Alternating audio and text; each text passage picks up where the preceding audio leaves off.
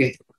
Jazakallah Ustadz Ahmad Bani Hashim untuk materinya. Tadi sudah dipaparkan oleh Ustadz mengenai 10 tanda husnul khotimah yang jika boleh diringkas, inti pesan dari Ustadz Ahmad Bani Hashim adalah bahwa agar kita bisa mendapatkan husnul khotimah, biasakan melakukan hal yang baik, biasakan melakukan segala sesuatu di tempat yang baik, dan biasakan dengan lingkungan, artinya teman-teman orang-orang yang baik, soleh dan soleha. Itu mungkin pesan inti dari Ustadz Ahmad Bani Hashim. Baik Ustadz, masih berkenan tanya jawab ya Ustadz? Ya. Ini yang tanya jawab bisa raise hand, tapi tadi di awal sudah ada yang nanya ini di kolom chat. Dari Bapak Ahmad Mulyadi. Saya bacakan ya Ustadz. Assalamualaikum Pak Ustadz, langsung bertanya. Seseorang wafat sudah dituliskan usianya, waktunya, tempatnya, dan cara wafatnya. Lalu bagaimana dengan seorang yang wafat di tempat maksiat? Nauzubillah min zalik, sudah bermaksiat. Apakah itu sudah dituliskan atau ditakdirkan? Jika begitu, sudah ditentukan juga seseorang wafat akan masuk surga atau neraka. Jadi ini mungkin itu Ustaz, tentang takdir Ustaz. Gimana orang yang di akhirnya tuh di tempat maksiat Ustaz? Silakan dijawab Ustaz. Ya. Jadi takdir itu ada dua. Ada takdir yang sudah tidak bisa dirubah oleh manusia, dan ada takdir yang namanya mu'allaq. Itu bisa, bukan bisa ya, berkaitan dengan ikhtiar manusia. Takdir yang tidak bisa dirubah itu seperti kita terlahir sebagai laki-laki, terlahir sebagai perempuan, terlahir sebagai orang Indonesia. Kenapa sih saya nggak terlahir sebagai orang Eropa yang tinggi besar hidungnya mancungnya ke depan? Kenapa Indonesia yang mancungnya ke belakang? Itu takdirnya yang bisa dirubah. Tapi takdir kita meninggal di mana, sedang melakukan apa, bersama siapa, ini takdirnya mu'allaq, berkaitan dengan ikhtiar dan usaha manusia. Jadi takdir untuk yang mu'allaq ini maknanya bukan berarti manusia disetting untuk sesuai dengan yang ditakdirkan itu. Jadi manusia istilahnya ada musayyar dan mukhayyar. Musayyar itu berarti seperti robot. Ya kita ngikutin yang megang remote aja. Itu namanya musayyar. Kalau mukhayyar berarti dia dikasih pilihan-pilihan. Pilihan manapun yang dia ambil itu tidak keluar dari ilmu Allah. Jadi Allah sudah tahu, ini Allah kasih pilihan ini. Allah tahu nih dia nanti bakal milih ini, dia akan milih ini. Itu menunjukkan kemahatauan Allah Subhanahu wa taala, disebut dengan alim. Allah itu maha tahu segala sesuatu itu. Jadi kemungkinan orang akan ambil ini, orang ambil itu. Dikasih dua, satu gelas berminum berisi air putih, satu lagi air teh. Allah sudah tahu nih, nanti dia akan ngambil air teh manis misalnya. Itu Allah sudah tahu. Tapi bukan Allah yang gerakin dia untuk ngambil air manis. Air teh manis itu dipaksa untuk ngambil, enggak. Sama seperti ini ada tempat taat, majelis taklim, majelis ibadah. Ini ada tempat maksiat misalnya, diskotik, tempat judi, tempat mesum dan lain sebagainya. Ini Allah tahu nih, ini orang akan milih tempat maksiat. Tapi bukan Allah yang maksa dia, menggerakkan dia harus ke tempat maksiat, bukan. Tapi Allah tahu dia akan milih tempat maksiat, si fulan akan milih tempat taat, dan itu semua tidak keluar dari takdirnya Allah Subhanahu wa taala. Itu. Baik. Syukran Ustaz. Bagaimana Pak Ahmad Mulyadi? Sudah jelas ya? Dari Bapak Ibu sekalian ada yang ingin bertanya mengenai husnul khotimah? Pak Joko mungkin mau bertanya Pak Joko? Silakan dibuka Pak itunya, mute-nya. Oke, silakan Pak Joko. Assalamualaikum warahmatullahi wabarakatuh. Waalaikumsalam. Alhamdulillah. Kami itu di dalam pergaulan itu sering dikatakan salah. Ada perbedaan dua pendapat. Kalau kita memberikan selamat ucapan pada itu, misalnya husnul khotimah itu disampaikan pada orang yang sudah meninggal, itu katanya mubazir. Tapi ada tokoh lain yang menyebutkan husnul khotimah boleh saja disebutkan segitu. Karena sebenarnya yang doa yang utama itu yang innalillahi plus lanjutan dari sunnah Rasul itu. Kemudian husnul khotimah itu sebenarnya bukan doa untuk mohon diberikan husnul khotimah pada Allah, karena itu sudah lewat. Tapi mengingatkan kepada kita semua yang masih hidup bahwa kita perlu mengejar husnul khotimah, bahwa saudaranya nanti juga husnul khotimah, bahwa anaknya juga sadar itu. Nah ini yang sering terjadi itu begitu, sehingga akhirnya sekarang itu husnul khotimah itu nggak pernah muncul di media massa, karena dikatakan itu doa yang mubazir, katakannya begitu. Padahal menurut saya itu justru KIE bagi kita semua, selalu ingat bahwa kita itu harus berusaha untuk meninggal dengan husnul khotimah. Mohon penjelasan Pak, terima kasih. Ya. Baik Ustaz, jelas Ustaz ya pertanyaannya? Ya. Langsung jawab Ustaz. Saya juga termasuk kelompok yang kurang suka ya,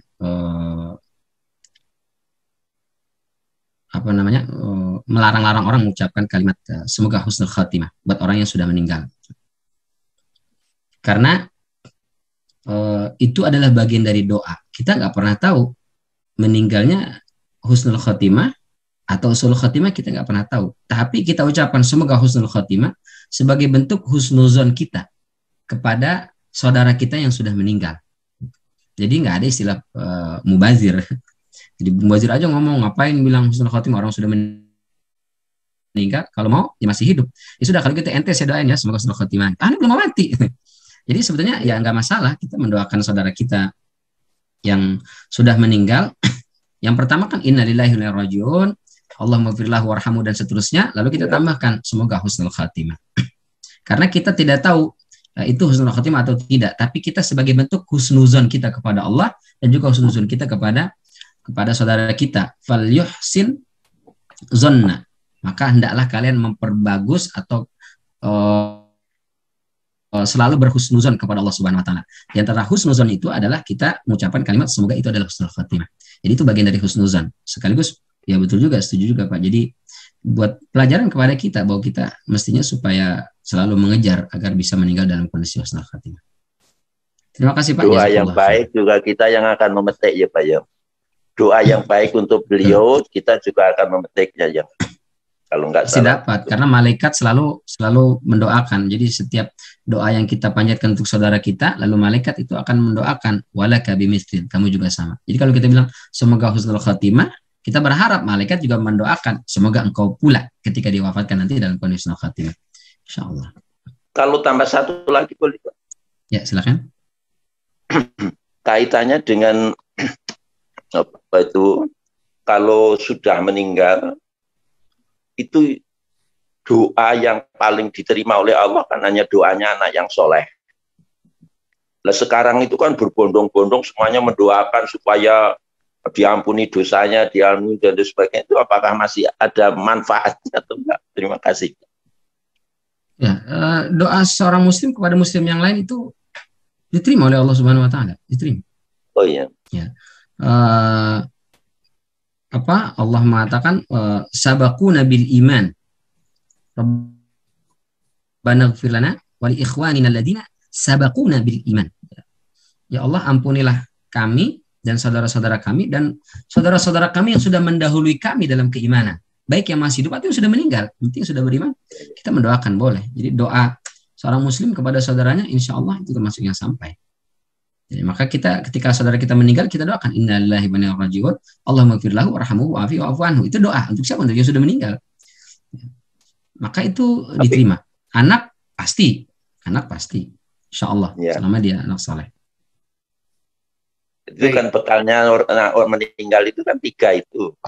Amal-amal jariyah, kemudian amal ilmu yang bermanfaat dan doa anak yang soleh, itu yang saya bukan. Ya, kita bisa mendapatkan teman yang baik lalu dia mendoakan, itu kan termasuk dari boleh jadi ilmun yuntafa'u bihi, boleh jadi adalah sedekah jariyah kita sehingga orang mendapatkan manfaatnya lalu dia mendoakan, atau karena ilmu yang dia dapat dari kita lalu dia ikut mendoakan. Nah, itu nggak masalah. Ya, terima kasih. Termasuk yang diterima insyaallah. Ya. Baik. Terima kasih Ustaz. Cukup jelas ya Pak Joko. Ya. Ustaz nih di kolom chat ada 3 pertanyaan. Boleh Ustaz ya kali langsung saya bacakan nih. Siap. Wah, ada 4 nih nambah lagi.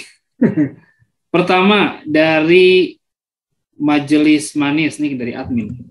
Saya dapatkan informasi pengucapan husnul khotimah dan husnul. Jadi ha dan kho itu adalah artinya beda. Jadi kalau ha, husnul itu akhir yang baik, kalau husnul pakai kho itu akhir yang hina. Apakah seperti itu? Artinya salah penyebutan bisa berakibat fatal. Lalu yang kedua dari Pak Hashim W. Ustadz, kalau husnul khotimah kan membaca la ilaha illallah, man kana akhir kalamahu la ilaha illallah dakhala jannah. Gimana kalau non muslim yang mengucapkan itu, Ustaz? Mungkin bisa dijawab dulu, Ustaz, dua pertanyaan. Jadi yang pertama tentang husnul khatimah dengan husnul khatimah. Pertama tentang transliterasi ya, pengalih bahasa penulisan dari bahasa Arab ke bahasa lain itu beda-beda. Di Indonesia huruf H misalnya, H kecil itu adalah H biasa, husnu. H juga husnu, H besar. Kha baru pakai KH, ada yang CH gitu. Di masyarakat yang lain bisa saja KH itu adalah untuk H kecil itu. Jadi transliterasi itu bisa beda-beda. Seperti insya Allah. Di Indonesia, sya itu SY, itu huruf shin. Di masyarakat Pakistan dan sana itu, SH itulah sya. Di kita itu sa. Di mereka sya. Jadi kembali kepada transliterasi yang mana yang dipakai. Itu masalah terjemahan. Tapi kalau yang dia maksudnya husnul khatimah itu. Cuman orang dulu itu Muhammad saja. Banyak yang nulisnya Muhammad. Karena orang dulu sebagian itu menerjemah huruf H kecil itu beda dengan huruf H besar. Kalau H itu huruf H saja, kalau H kecil ada CH-nya di situ. Jadi transliterasi itu bisa berbeda-beda. Ya. Yang salah itu kalau pakai bahasa Arab. Dia tulis bahasa Arab pakai kho, husnul khatimah, pakai bahasa Arab. Itu yang baru keliru. Tapi kalau pakai bahasa Indonesia itu sebenarnya saya pikir ya orang yang ngucapin husnul khotimah atau yang nulis husnul khotimah dengan KH atau dengan H itu sama, maksudnya adalah akhir yang baik. Sehingga kalau saya secara pribadi janganlah terlalu kita permasalahkan itu ya. Yang permasalahan kecuali dia pakai bahasa Arab itu rubah-rubah gitu. Dua-duanya bisa, tapi kalau afdal, mana yang afdal yang pakai H karena mengikut transliterasi yang berlaku hari ini, huruf H kecil itu H. Jadi husnul khatimah itu mengikut transliterasi yang sekarang berlaku di tengah-tengah masyarakat kita. Itu yang kita pakai. Tapi kalau ada orang, biasanya sih orang-orang, mohon maaf, yang mungkin lebih tua, itu yang membaca pakai CH atau KH, husnul. Ya, itu. Sehingga jangan kita salah-salahin, salah itu Pak, Bapak tuh nggak benar itu hasilnya artinya hina. Memang artinya hina, tapi orang Arab nggak ada yang pakai itu. Nggak ada orang Arab bilang husnul khotimah, maksudnya meninggal dalam kondisi hina, itu nggak ada yang dipakai. Sama seperti insya Allah, hati-hati nanti bisa artinya membuat Allah. Nggak ada orang yang ngomong insya Allah meniatkan untuk itu, nggak ada. Itu barangkali ya. Jadi tidak fatal. Fatal itu kalau kita baca Quran salah baca, itu baru fatal. Tapi kalau ucapan doa ini itu balik ke transliterasi. Meskipun afdalnya itu pakai husnul khatimah. Itu yang pertama. Yang kedua, tanda husnul khatimah yang pertama, man kana akhiru kalami la ilaha illallah. Jika non muslim tersebut mengucapkan kalimat la ilaha illallah, apakah dia husnul khatimah? Saya kira kalau orang non muslim di akhir hayat dia mengucapkan kalimat la ilaha illallah, sulit. Kalaupun ada, kalau itu sudah terucap ketika akhir hayat dia, maka termasuk ucapannya seperti ucapannya Fir'aun. Ya, ucapan Fir'aun itu dia ketika mati meninggal itu dia mengucapkan la ilaha illa amanat bihi banu Israel. Di surat Yunus ayat 90. Wajawazna bi bani Israil al-bahra fa'atba'ahum fir'aun wa junuduhu baghya wa adwa hatta idza adrakahu al-gharq qala amantu annahu la ilaha illa alladhi amanat bihi banu Israil. Jadi Fir'aun ngomong itu di akhir hayat dia tuh ketika mau tenggelam kelelep dengan air laut yang asin luar biasa itu, dia mengucapkan la ilaha, tidak ada ilah illa alladhi, kecuali yang disembah atau diimani amanat bihi diimani oleh Bani Israel. Maksudnya la ilaha illallah. Tapi itu apakah diterima? Tidak. Apa kata Allah di ayat 91-nya? Al-ana wa qad asaitu qabl. Sekarang ente baru ngomong gitu, kemarin mana aja nggak diterima. Jadi pertama, kemungkinan kecil sangat sulit kita temukan orang non-muslim meninggal mengucapkan kalimat la ilaha illallah. Kalaupun ada, berarti dia sudah taubat itu di akhir hayatnya. Tapi taubatnya sudah tidak diterima. Kenapa? Karena sudah sampai kerongkongan. Kata para ulama, taubat tidak diterima ketika sudah sampai pada dua. Pertama, matahari terbit dari barat. Yang kedua adalah ketika nyawa sudah di kerongkongan. Seperti Fir'aun ini. Itu barangkali Allah Ta'ala alam. Baik Ustaz. Dua pertanyaan lagi masih bisa Ustaz? Bisa, siap. Oke, siap. Yang pertama dari Dian Amalia. Assalamualaikum Ustaz, mohon bertanya bagaimana dengan seorang ulama yang mengajarkan dan menuntut ilmu tetapi akhlaknya buruk, SRG, melakukan syirik dan lain-lain. Sering maksudnya kali ya. Itu dari Dian Amalia. Yang kedua dari Ani BKSI. Assalamualaikum, izin bertanya Ustaz, saya sering mendengar bahwa silaturahmi adalah salah satu cara memperpanjang umur, padahal umur sudah ditentukan oleh Allah. Tolong jelaskan maksud dari kalimat tersebut. Jazakallah khairan. Silakan dijawab Ustaz. Ya. Tadi yang pertama Bu Dian ya? Iya, Dian. Nauzubillah ya. Pertama kita husnuzon kepada ulama. Jadi jangan kemudian karena ada satu keburukan langsung kita cap ini berarti ulama su. Nah, jangan ya. Kita nggak tahu, mungkin dia punya amalan lain yang kita nggak tahu, itu lebih baik dari yang kita lihat. Kita hanya melihat yang zahirnya saja. Tapi kalau ada yang buruk, jangan kita tiru. Ya, jadi kalau misalnya ada orang melakukan keburukan, baik dia ulama, habaib, panutan, dan seterusnya, pertama kita tetap berhusnuzon. Dia adalah orang baik. Kalau dia muslim ya. Yang kedua, kalau ada buruknya jangan kita tiru. Tapi mungkin nggak Ustaz, ada ulama yang buruk. Mungkin saja. Dulu ada namanya di zaman Bani Israel Bal'am bin Ba'urah. Itu dalam surat Al-A'raf ayat 176. Ya. Dia sudah dimuliakan oleh Allah Subhanahu wa taala. Dia punya Ismullahil A'zam. Jadi dia kalau berdoa itu doanya dikabulkan. Lagi terik panas gitu, dia berdoa kepada ya Allah, terik panas turunkan hujan. Itu langsung gelap mendung turun hujan. Saking mustajabnya itu. Tapi dia kemudian tergoda oleh orang-orang, hasutan orang-orang untuk mendoakan yang buruk kepada Bani Israel dan Nabi Musa alaihissalam yang ada bersama mereka. Bacalah itu kisahnya dalam surat Al-A'raf ayat 176 dan 177 ya. Atau 176 177. Jadi ada yang buruk ada. Tapi kita tidak boleh mencap, oh jangan ini termasuk kayak Bal'am nih, orang nggak benar nih. Ini ulama itu bukan tugas kita ya Bapak Ibu. Jadi jangan menghukumi dan menghakimi orang. Kita cukup menghukumi dan menghakimi diri kita. Kata Rasul tadi, muslim yang paling afdal itu siapa? Yang paling bagus akhlaknya. Bukan yang paling banyak tahajudnya, paling sering khatam Qur'annya, yang paling banyak hafalan Al-Quran hadisnya, bukan yang paling banyak ilmunya, yang paling tinggi gelar akademisnya, bukan.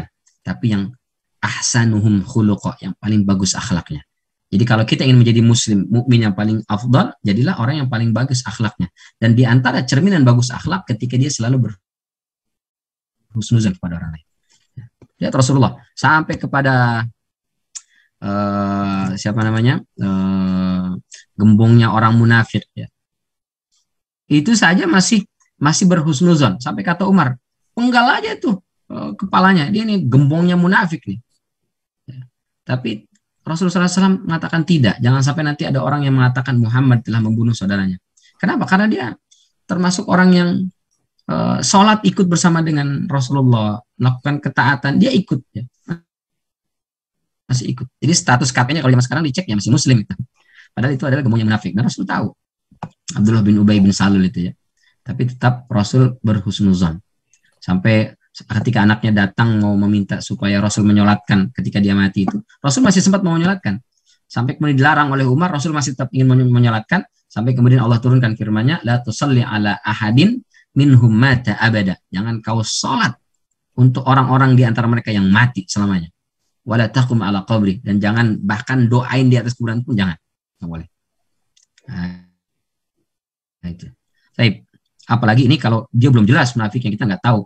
Masih apalagi ulama, saya sih mengajak jangan kita langsung berhusnuzon. Tapi kalau ada yang buruk, jangan ditiru. Baik. Tadi yang kedua dari udah itu ya, ada lagi. Yang kedua itu Ustaz. Silaturahim, panjang umur. Silaturahim panjang umur. Padahal umur Ya. sudah ditentukan oleh Allah. Gimana Ustaz? Ya, jadi hadisnya itu man ahabba ayun sa'alahu fi asari wa ayyubsata lahu fi rizqi falyasil rahimah. Barang siapa yang ingin dipanjangkan umurnya, diluaskan rezekinya, maka adalah dia bersilaturahim. Apa maksud dipanjangkan umurnya? Sebagian ulama mengatakan dipanjangkan betul memang ditambah angkanya. Jadi ketika kita usia 4 bulan dalam hadis Arba'in itu ya, dijelaskan usia 40 hari ketiga, berarti usia 120 hari, Allah kirimkan malaikat, lalu meniupkan roh, mencatat. Di antaranya adalah rizki dan ajalnya. Sudah dicatat tuh. Berarti si fulan ini meninggal 60 tahun. Tapi menurut kelompok pertama ini, berdasarkan hadis ini, bahwa silaturahim bisa memperpanjang umur, jadi ditulis di situ, si fulan akan meninggal usia 70 tahun dalam bintang, kecuali dia silaturahim. Gitu. Jadi kalau dia silaturahim, nanti bisa bertambah.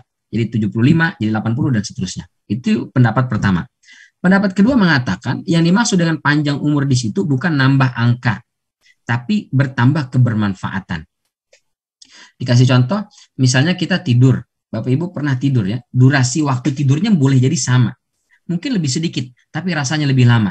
Bapak Ibu mungkin pernah tidur, Ustadz, saya kok capek banget ini ya. Perasaan kayaknya baru tadi saya meremin mata, kok tiba-tiba sudah azan subuh aja ya. Padahal sekian jam dia sudah tidur, tapi rasa baru sebentar. Sementara mungkin dalam satu waktu kita pernah tidur. Wah, senang, badan begitu bangun tuh rileks, enak gitu. Pas lihat, saya cuma setengah jam tidur, tapi kok rasanya lama? Nah, jadi menurut kelompok kedua, yang dimaksud dengan ditambah panjangkan umurnya adalah durasi umurnya nggak tambah, tapi kebermanfaatan dari umur dia bertambah banyak itu. Usianya mungkin hanya 40 tahun, tapi orang merasakan manfaatnya begitu luar biasa, bahkan dia sudah berkubang dengan tanah, orang masih tetap mengenal dan mengenangnya. Kenapa? Karena dia rajin silaturahim. Gitu. Yang mana yang benar? Wallahu ta'ala alam. Siap. Tapi maknanya dua-duanya bisa. Baik Ustaz, sepertinya nih sudah di penghujung acara Ustaz. Tak terasa sudah sejam nih kita mendengar banyak ilmu yang diberikan oleh Ustaz Ahmad Bani Hashim. Semoga kita bukan hanya mendapatkan gitu ya di majelis ini, tapi juga bisa mengamalkan, itu yang lebih penting. Tadi ada 10 poin tanda husnul khotimah.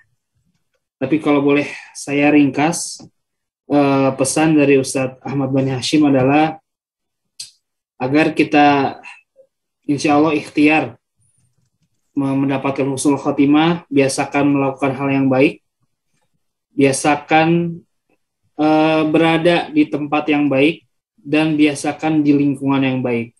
Karena kebiasaan itu yang akan membentuk akhir hidup kita. Semoga Allah Ta'ala menjadikan kita orang yang husnul khatimah. Amin. Amin ya rabbal alamin. Amin. Boleh ditutup Ustaz ya? Ya, silakan. Jazakumullah khairan.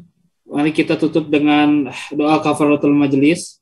Subhanaka Allahumma wa bihamdika asyhadu an la ilaha illa anta astaghfiruka wa atubu ilaik. Terima kasih Ustaz, terima kasih Bapak Ibu sekalian. Sampai jumpa di pertemuan selanjutnya. Saya Ridwan Akbar, mohon pamit. Assalamualaikum warahmatullahi wabarakatuh. Waalaikumsalam warahmatullahi wabarakatuh.